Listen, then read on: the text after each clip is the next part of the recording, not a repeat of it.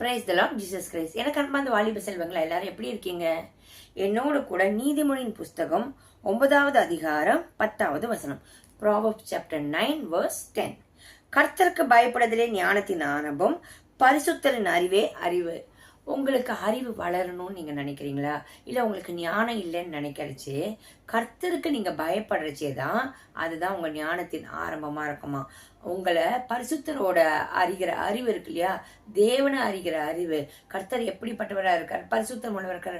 இந்த வேதத்தை வாசிக்க வாசிக்க ஏசப்பா எப்படிப்பட்டவரா இருக்கார் உங்களால் அறிந்து கொள்ள முடியும். அப்படிப்பட்ட அறிவு தான் மெய்யான அறிவாம். இந்த உலகத்தின் அறிவோ இல்ல உலகம் சொல்ற ஞானமோ இல்ல. கர்த்தருக்கு பயப்படுறதா உங்களோட ஞானத்தின் ஆரம்பமா இருக்கும். அதே மாதிரி பரிசுத்தரின், இந்த இடத்துல போட்டிருக்கு பரிசுத்தரின் அறிவே அறிவு. அப்போ அவர் கொடுக்கிற அறிவு தான் மெய்யான அறிவு, மற்ற காரியங்கள்லாம் இல்ல. இன்னைக்கு உங்களை பார்த்து யாராவது உங்களுக்கு அறிவு இல்லைன்னு ஞானம் இல்லைன்னு சொல்றச்சு, தேவனுக்கு பயப்படுற பயம் உங்ககிட்ட இருக்கான்னு பாருங்க. உலகம் சொல்றபடி யோசிக்க தேவையில்லை. தேவனுக்கு பயப்படுற பயம் உங்ககிட்ட இருந்ததுன்னா உங்களுக்கு ஞானத்தின் ஆரம்பம் இருக்கு உங்ககிட்ட. அதே மாதிரி நீங்க தேவன் அறிகிற அறிவினால் வேதம் ஒழுங்கா வாசிச்சு ஜபித்து தேவன் எப்படிப்பட்டவன்னு தேவன் கொடுக்குற அறிவு உங்களுக்குள்ள வருதுனாக்கா நிச்சயமாகவே மனுஷங்க சொல்றபடி நீங்க இல்ல, தேவன் கொடுக்குற அறிவு உங்களுக்குள்ள இருக்கு.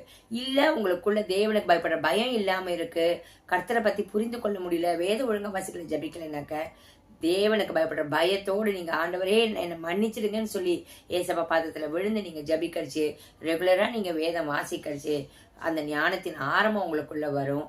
அதே நேரத்துல ஏசப்பாவோட அறிவு உங்களுக்குள்ள நிச்சயமா வரும். ஆண்டவர் உங்களை எல்லா விஷயத்திலும் தேறினவராக, தேவனுக்கு சாட்சியாக, மற்ற ஜனங்களுக்கு முன்பாக உங்களை கீர்த்தியும் புகழ்ச்சியுமாக வைப்பார். ஸோ கர்த்தருக்கு பயப்படுற பயம் ஞானத்தினாலும் பரிசுத்தரின் அறிவு உங்களுக்கு அறிவு தரும்னு அவர்கிட்ட போய் கேளுங்க. ஞானத்தின் சொரூபம் அப்படிப்பட்ட தேவன் உங்களுக்கு நிச்சயமா ஞானத்தை கொடுப்பார். உங்க அறிவை ஷார்பன் பண்ணி தேவனோட அறிவினால உங்களை நிரப்புவார். ஆமீன். God bless you.